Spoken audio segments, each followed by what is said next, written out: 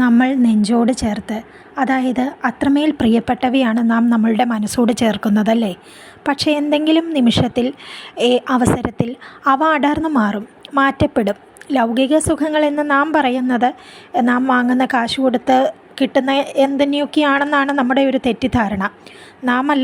നമ്മളെ അല്ലാതെ എന്തിനേയും ബന്ധനങ്ങൾ കൊണ്ടോ വിട്ടുകളയാൻ, അല്ലെങ്കിൽ നാം വിട്ടുകൊടുക്കാൻ എടുക്കുന്ന കാലതാമസത്തിനെയാണ്, അല്ലെങ്കിൽ അവയാണ് നമ്മെ ഏറ്റവും കൂടുതൽ വേദനിപ്പിക്കുന്ന ലൗകിക സുഖം.